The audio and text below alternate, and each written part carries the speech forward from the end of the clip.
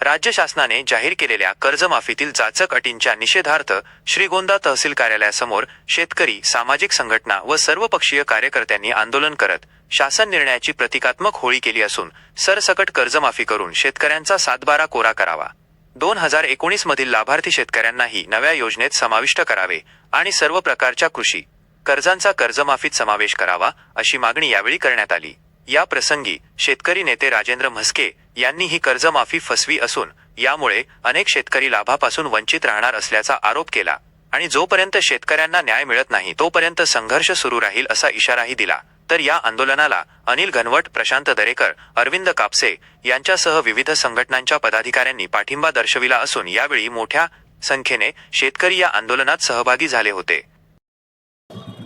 आज या ठिकाणी आंदोलनाचा हेतू आज आपण सगळेजण पाहतोय की राज्यभर सरकारने जी कर्जमाफीचा जार काढला आणि त्या जारच्या माध्यमातून जी कर्जमाफी जाहीर केली ही सगळी फसवी आहे। मी एकटा म्हणत नाही तर महाराष्ट्रावर वेगळ्या संघटना त्या ठिकाणी ह्या जारच्या विरोधात त्या ठिकाणी रस्त्यावर उतरल्यात। त्याचाच भाग म्हणून श्रीगोंदा तालुक्यातल्या सगळ्या शेतकऱ्याच्या वतीनं त्या जारचा त्या ठिकाणी होळी करायची आणि सरकारचा निषेध करायचा एवढा हेतू बोलून या ठिकाणी आम्ही आज लोकाला एकत्रित करण्याचा हेतू होता। त्याच्या पाठीमागं आणि या ठिकाणी उद्याच्या भविष्यकाळामध्ये या कर्जमाफीच्या संदर्भात काय करायचं याच्यासाठी एक बैठक आयोजित केली होती आणि त्या बैठकीला या तालुक्यातल्या सगळ्या सहकारी सोसायटीचे चेअरमन यांना आपण बोलवण्याचा प्रयत्न केला। त्या ठिकाणी बरेचसे चेअरमन लोक या ठिकाणी येऊन गेले, चर्चा झाली आणि आज आपण आपल्या सगळ्याच्या साक्षीनं या ठिकाणी या सरकारचा निषेध केला आणि ज्या सरकारने फसवीचा जो आदेश काढला त्या जारचा सुद्धा या ठिकाणी आपण होळी केलेली आहे आणि भविष्य काळामध्ये या ठिकाणी ह्या सरकारच्या फसव्या या कर्जमाफी आहे याच्या विरोधात उद्यापासून आम्ही त्या ठिकाणी अनिल मामांनी सांगितलं त्याप्रमाणे तालुकाभर त्या ठिकाणी फिरणार आहोत, जनजागृती करणार आहोत आणि सरकारने दिलेला जो आश्वासन आहे आम्ही म्हणत नाही, देवेंद्र फडणवीसने जी 2000च्या ते आत्ताच निवडणूक झाली त्यावेळेस त्यांनी सांगितलं की 7/12 कोरा करू, परंतु 7/12 कोरा करण्याचं जे आश्वासन दिलं ते पूर्ण करावं एवढी अपेक्षा घेऊन त्या ठिकाणी लोक त्यांच्याकडे पाहत होती। अनेक त्या ठिकाणी शेतकऱ्यांचं कर्ज थकलेलं आहे, त्याला अनेक कारणं आहेत आणि या योजनेमध्ये आत्ता जी जाहीर केले त्याच्यामध्ये 19ला ज्यांना कर्जमाफी झाली त्यांना त्याच्यामध्ये त्यांनी वगळलेलं आहे। त्याचबरोबर ज्यांना कर्जमाफी आत्ता पाठीमागं ज्यांना झाली नाही आणि ज्यांना रेग्युलर आहेत त्यांना त्या ठिकाणी फक्त 50,000 रुपये देणार आहेत। जे 50,000 रुपये देणार आहेत त्यांनीसुद्धा ते आता 30 साला त्यांनी त्याचं ते खातं भरलं पाहिजे। तो त्या ठिकाणी त्या बँकेचं किंवा सोसायटीचा असेल ते चालू शेतकरी कर्जदार झाला पाहिजे।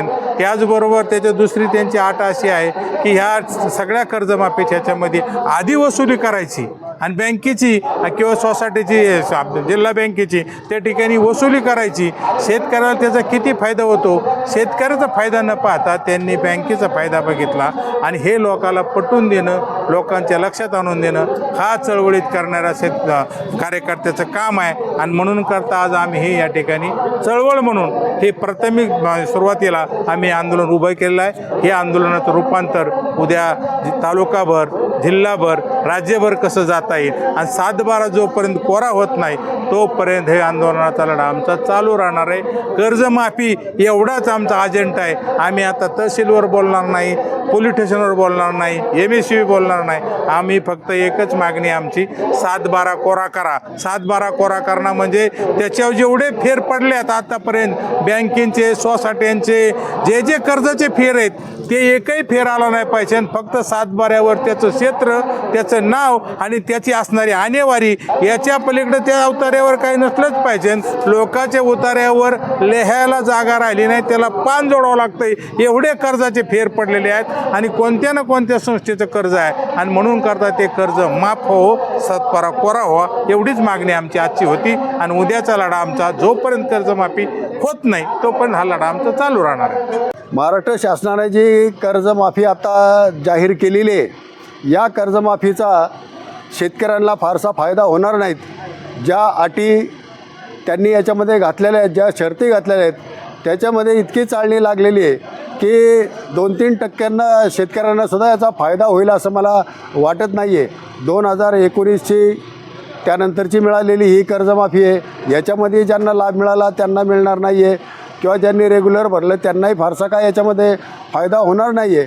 ही फक्त एक शेतकऱ्यांची समजूत काढण्यासाठी जास्तीत जास्त अटी शर्ती लावून त्यांनी दिलेला हा एक GR आहे. याच्यातून शेतकऱ्यांचा काही फायदा होण्याची शक्यता आम्हाला तरी याच्यामध्ये दिसत नाही आहे. आपल्या मुख्यमंत्री साहेबांचा एक भाषण आहे, त्याच्यामध्ये त्यांनी आपल्याला हमी दिली, आमचं सरकार आलं तर शेतकऱ्याचा सातबारा कोरा होईल. 2 लाख रुपये देऊन तुम्ही सातबारा कसा कोरा करणार आहेत?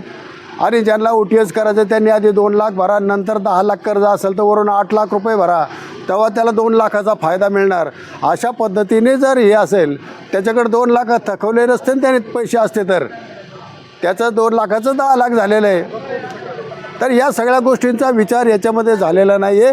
त्याच्यामुळे ही कर्जमाफी ही फसवी आहे, शेतकऱ्यांच्या हिताची अजिबात नाही आहे. सरकारने फक्त वेळ मारून नेण्याचा हा कार्यक्रम केलेला आहे. आता अनेक ठिकाणी अशा पद्धतीने आंदोलनं सुरू होतील. पुन्हा एकदा सरकारला याचा विचार करावा लागणार आहे. आणि फक्त पीक कर्ज तुम्ही माफ करता, याच्यामध्ये ज्यांनी विहीर पाईपलाईनसाठी कर्ज घेतलेले, ट्रॅक्टरसाठी कर्ज घेतलेले, पॉली हाऊससाठी कर्ज घेतलेले, हे शेतीसाठीच घेतलेले आहे ना, त्यांनी काय पोरीच्या लग्नाला नाही घेतले. मग हे कर्ज तुम्हाला याच्यामध्ये धरायला पाहिजे होती. तुम्हाला सातबारा कोरा करणे म्हणजे त्याच्या सातावरचा बोजा संपून टाकणे हे तुमचं वचन होतं. आणि तुम्ही हे वचन न पाळता अशा पद्धतीने जर तुटपुंजी भीक दिल्यासारखी शेतकऱ्यांना देत असाल तर हे निषेधार्थ आहे. आणि आम्ही भारतीय जनता पार्टीचा आणि मुख्यमंत्री देवेंद्र फडणवीसांचा जाहीर निषेध करतो. आणि ही दिलेली कर्जमाफी पुन्हा रिवाईज करून याची व्याप्ती वाढवावी, सातबारा कोरा करावा, त्यांनी वचन पाळावं अशी मी अपेक्षा ठेवतो. लोकक्रांती न्यूज करिता किशोर मचे, श्रीगोंदा.